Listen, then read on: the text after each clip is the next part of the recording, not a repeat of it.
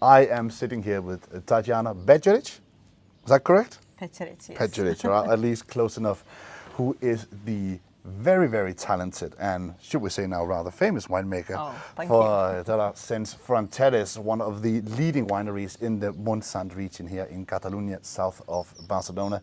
She has agreed to sit down with us for the next 10 to 20 minutes for a little chat about what's actually moving in the area, how to make wine in these very, very challenging hills, and where we see the area moving forward over the next 10 to 20 years. So thank you so much for taking the time to talk to us today. You're most welcome. It's my pleasure. First things first, can you tell us a little bit about who you are and what your background is and how you got into the world of making wine? Well, I'm Tatjana Peciric from Serbia. I studied viticulture back in Serbia, and then I got an opportunity to continue with the master studies in France of enology and viticulture, and then Germany, and then I was traveling around the world making wine in different regions. I wanted to discover the cultures, the languages, and winemaking, obviously. And I really got a big passion for it, so every kind of step was just more towards it. And then after the traveling around the world, I ended up somehow like in Terroir and Montsant together with Dominic Huber, and then we started different projects together. So we obviously know that Dominic Huber's Terroir Limit focus on the Terroir side, where your Sense Fronteres focuses more on the Montsant side of things. Exactly. What would you say is the main difference between the two areas in viticulture, but also in wine style? Well, in the viticulture, or actually the vision of the two regions, we would always say like that the Terroir is very central. It's a lot of like steep slope and slate soil, and Montsant would be like somehow like around Terroir. Sometimes it's the border is very kind of they look like almost the same, no? But it's the border is very sharp. But Montsant looks very much as kind of more open landscape, more approachable landscape, different like hills, not so many steep vineyards, but different altitudes, and the soil is completely different. So it changes from slate, that is Terroir, to a lot of clay, different types of clay, depending on the mineral that is in the soil, and has like a very big kind of diversity in the vineyards and also in the different parts of the Montsant. So it's very exciting actually as a wine region. We know that there has been a lot of influx of French grapes, especially from the 1980s up and 1990s, and the move to more autochtone grapes, especially been happening quite a lot in the Terroir. Do you see a similar thing happening in the Montsant? Definitely. Montsant is actually even more than Terroir, I would say, like based on a local grape variety. So you could see around a lot of people doing Grenache and Carignan in terms of red. And then in terms of white wines, it's a lot of Grenache Blanc, Macabeo, Pedro Jimenez not so much. I think it's more for Terroir. But these two would be like grape varieties that are like in terms of red and white for the Montsant. So definitely like we as well focusing only on the local grape varieties. Nothing from France, well, not from France, but like no Merlot, Cabernet, and so on. Now that seems to have been a little bit more of a thing of the past, of the, should we say, the reinvention of the region from the 80s. But if we go back a little bit further, if we go back to, let's say, pre-Phylloxera, for example, where was the area of Montsant? What was its role in the Spanish wine industry at the time? I don't think it was a region that was famous or known. Terroir much more than obviously Montsant. But Montsant is a region, or as it is a denomination, it's very young, I would say. They are celebrating, I think, now maybe 20 years of existence. So it's a very young region, which gives it a lot of opportunities to do different wines, I would say, and to discover even more. So before Phylloxera, I think it was not important and not so known. But we are very excited about this region, and what we can see and experience, it gives us a lot of motivation to continue and to experiment, you know. So it's a lot of possibilities there, actually. I would like to talk a little bit about the rules underneath the DO versus the DOQA of the Priorat. Now, there are some very, very strict laws regarding alcohol content. Yes. It has to be a minimum of 13.5, as far as I understand, when we are in the Priorat, yes. but it's a bit more liberal in the Montsant. Yes. How does that affect your winemaking? The low alcohol was actually a very good point to start Terroir Sense Fronteres, because in Priorat we are very limited, as you know. 13.5 is a red, for red wine as a minimum, and for the white 13, which is a lot of alcohol, in my opinion, for the wines. So in Montsant, it's 1 or 1.5 alcohol degree less than in Priorat. So for the white, you could make 11.5 as a minimum, and for the red 12.5, which is already quite a lot of difference. So when you are picking the grapes, when you're making wine, it gives you possibility to make even lighter, more approachable, more kind of wine that goes with the flow, you know, with the food as well, and also on its own as a glass by glass. So it's in terms of winemaking and also like presenting the wines for customers, it's much more liberal and exciting, is actually.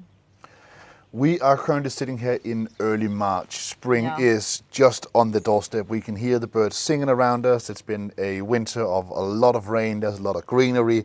It promises for a very, very lovely harvest. Hopefully it keeps on looking this way. Yes, But we hope so. take us through the day of a winemaker in the region in this time of year. What is your day today? So when we say winemaker, it would be always people think about winemaking, right? So a lot in the winery, which is a lot of work when you do very kind of fine winemaking. There is always a lot of fine work in the wine due to the whole year. And for the moment, because I love to go to the vineyards, so for the moment we are just finishing the pruning. And then our vineyard team is doing a lot of like reparation, soil work. So it's already now looking the vintage, how it's going to be, looking the soil, looking at the kind of what we're going to do during the year, you know? So agreeing with the team what are the next steps. And in terms of winemaking, we are preparing wines for already bottling in the next kind of couple of months. So yeah, well, it's always a lot to do. It's always a busy year in the world of wine, as far as I understand. Now, it is obviously early in the year. Is it too early to start guessing towards the quality of the 26 harvest? I would say it's never actually, until you pick the grapes, you're never sure what it's going to be. So we can see how the year starts, and we can hope for something. So for the moment, we are very happy because we didn't have this kind of rain for many years, and this is just gives us like breeding and kind of a big hope for a great harvest. So for the moment, we could say it's going to be a great harvest. A lot of quantities with qualities together coming. So this is what the soil and the nature needed, really, like this really nice rain that goes like slowly into the soil and stays there, no? So that the plants can recover and starts growing nicely. So for the moment, let's like finger crossed, but like could be an amazing harvest, yes. And this is what we needed for the nature. Well, it has been 3 years of serious heat and serious drought, so we're all very, very happy to come down and see everything so green and lush as it is right now. It really could not have been better. Now, I think we should talk a little bit about your wines, because let's be honest, you do top-rated bottles. Absolutely, and one of your bottles we have standing in front of us has been by some of the best critics in the world, been put somewhere between the world-famous Richebourg of Romanée and Chateau Rayas of Châteauneuf-du-Pape. Now that is definitely a neighborhood one would like to be in. There can be no doubt about that. But if we're starting in the other end of your portfolio, we have standing in front of here the Sense Fronteres Negra 23 here, also a very, very high rated wine. How would you describe the style of this bottle? This is the wine that is 100% Grenache, which is for the Deo Montsant, again, not very typical. But we see a lot of Grenache vineyards around with the beautiful soils. So this is the soil, actually the vineyards that are on the southern part of the Deo Montsant. So it means like a warmer part. When it's rain, it can rain a lot. 250, 300 meters altitude maximum. Okay. So 100% Grenache, 100% whole bunch fermentation, which we do in Terroir Limit, but also Terroir Sense Fronteres. So this is our like a stamp on the winemaking. A very fine, very elegant, low alcohol approach to the wine by the glass. Also goes very well with different type of food. It's a very pure expression of Grenache, a lot of fruit. Because of the whole bunch approach, earlier harvesting, and also we do like stainless steel as a tank in this case. So very kind of neutral, I would say, tank for the winemaking. 2023 warm vintage. So the wine presents a bit of warmer vintage in this sense, but still very fluent, very elegant, fresh, fruit-driven wine. And I can also say on a personal note, when we as Kjær Sommerfeld had this in our portfolio, I think for me and most of my colleagues, it was our main source of nutrition for that summer. It is a fantastic wine that goes down very, very easily, especially in good company and with lighter food and things. So it's one that we love very much as well. The next bottle I would like to hear a little bit about is the Chorégraphie de Montsant, the Pas de Deux. Yes. Now, am I wrong in saying that this is perhaps a little bit of a nod towards your past? I know you have not only done winemaking in your life. Yeah, it's not wrong to say, because I was dancing for 17 years since I was 7 years old in my childhood, let's say. So almost as a professional dancer, I was going to France every year to perform with a group. So this was like homage to a French not expression, but like a French culture of wine and food, where I actually learned this social part of wine and food, actually. So it is going back to that part of my life, and I believe that wine is also like a choreography. You have a lot of steps, different steps to combine, to make, to be able to present in front of the public, in front of the people, to give them a pleasure, the same as the winemaking. So it's the same as you have one bottle of wine, so you need a lot of different steps, a lot of thinking, a lot of creation as well, passion, to create something that people can really appreciate and enjoy. That's the point at the end, that people enjoy and share this wine. I mean, that sounds absolutely fantastic, and something I personally could not agree with you more in. Yeah. Let's go through the wine on a technical level. What's actually going on inside this bottle? So this is co-fermentation of Grenache and Carignan from the northern part of the Montsant. So Cornudella, it's the part of the Montsant that is more in altitude, more northern part, more fresher part of the region, which I'm in love with. So I love this area. Vineyards are biodynamic. On a very specific type of soil. It's a lot of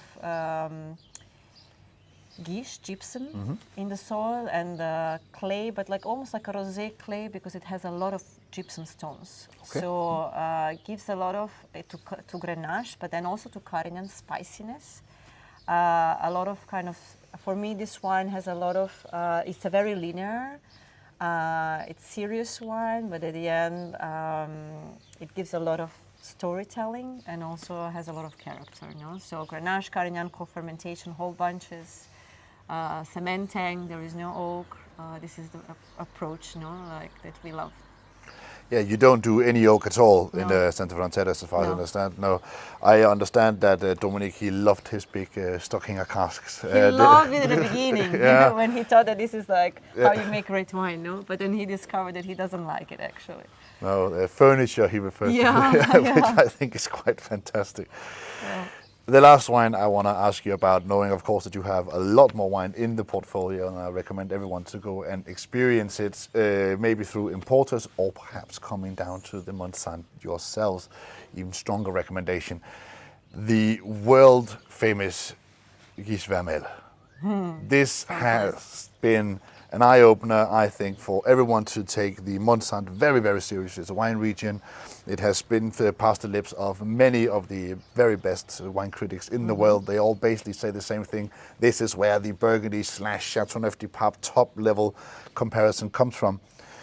How did you go about this? How did you make such an extraordinary wine in an area that's not known for being able to do so? Well, all goes back to Gran Cru Les Magnes. This vineyard is actually on the top of the mountain that we are like, it's behind us, so the natural park, Montsant. So Dominic discovered this vineyard when he needed to buy actually the whole parcel with Les Magnes. Maybe he will explain already. It's 800 meters altitude. It's a natural park. It's a very specific soil type. So it's again, it's this clay type of soil, like rosé clay, because it has again a lot of stone, gypsum stones in the soil.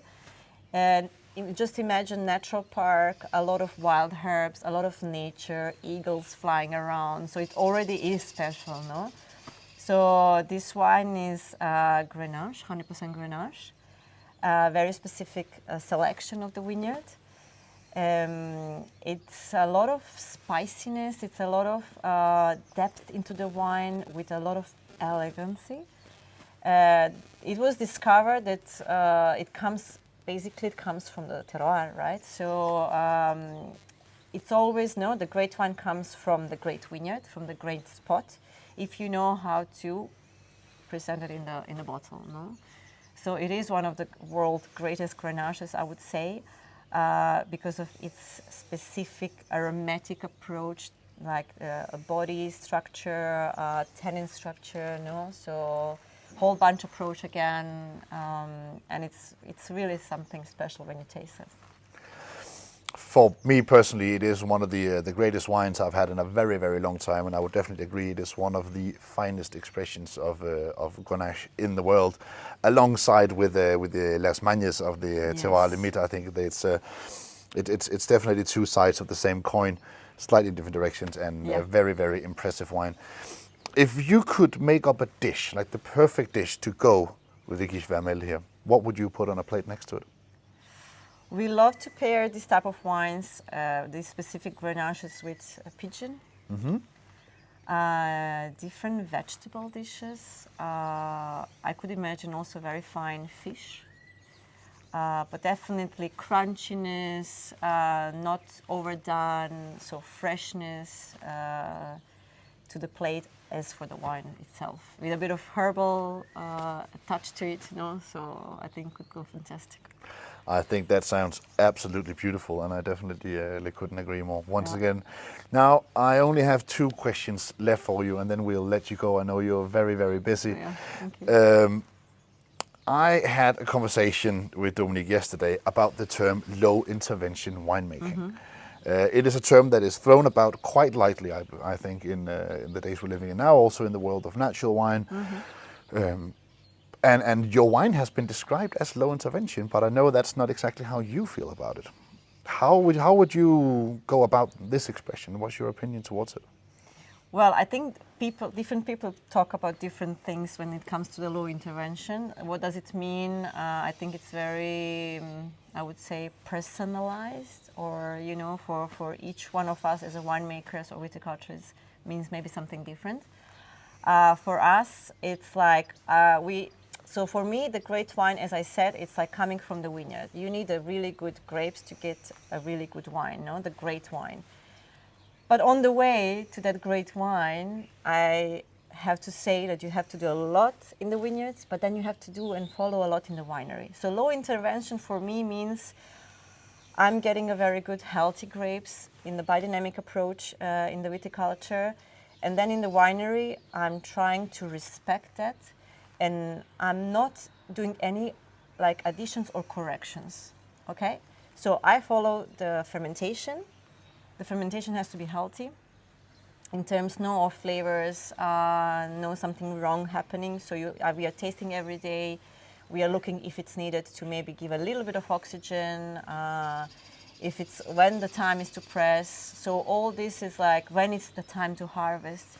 It's very specific, and you need to be on time, on top of every little task. So for me, low intervention, it's already intervention if you're doing winemaking, right? If you're there and taste and maybe do a little pump over, this is already some intervention. So low intervention is for me no adjusting, no correction, no addition, okay? So respecting the grapes from the vineyard, coming into the bottle on the most kind of pure way it can be, But I do use a little bit of sulfur to protect wine, because our wines are traveling a long ways and we want them to be safe in a bottle. But basically that will be, when it comes to winemaking, let the grapes do their own job, but follow them up, The Montsant is becoming more and more famous, and there's absolutely no doubt that you are at the very spearhead of this movement and getting the recognition to the area that I think it really truly deserves, and I'm sure, I know for a fact that you agree with that. Now, you export to just about 50 different countries now. True. And you don't make a lot of wine. No. It's difficult to get your hands on, and definitely something that I believe people should try and find as much as. But where do you see Sense Fronteres going, and the region of Montsant going in the next, say, 10 or 20 years? I hope this region and this, what I could imagine, that becomes even more famous. So we are working on it to promote it as much as possible, because it's a very kind of undiscovered natural beauty, a lot of potential. The wines, they speak for themselves, for the area, So it's a lot of diverse kind of like in the little kind of part of the world, it's a lot of different diverse vineyards and sub-regions. So all together, I think we can work together like to get this Montsant more famous, not just like famous, but really that people come and see and experience and taste and really enjoy, because it's a beautiful part of the world, and you can get some, very specific, beautiful wines. So I really hope in 10 years we make a bit more of wine, discover a bit more of the region, and that people come more to us and we, share more with people, and that's what I would hope so. Well, I hope you'll continue to make wine, and even more of it. There's definitely still more room in my cellar for more of your bottles. Now, if anyone watching this in the future would like to come down here and maybe taste your wines and come visit you, is that something that you do down here? Definitely, yes. We're always happy to have people like you and to share, to show our passion, to show the vineyards, what is the region about, all this beauty and natural, because these regions are still like Montsant and Priorat, they are so natural still. So there is a lot of potential, a lot of nature, I would say wild nature. That's why the wines are tasting so specific and herbal and spicy, because everything comes together. So that's been absolutely amazing. Yeah. What's the best time to visit down here? From March on, it's the best time. As you can see, already we are very nice right now. getting very warm in the jackets on the terrace. So from March onwards, all the way till like end of December, I would say. So the months that are kind of less curious, I would say, or like because it's colder and it's like January, February. But then all the year of these 10 months, it's a great time to come and visit. Tatjana, thank you so much for taking the time to talk to us. You're most welcome. It was my pleasure.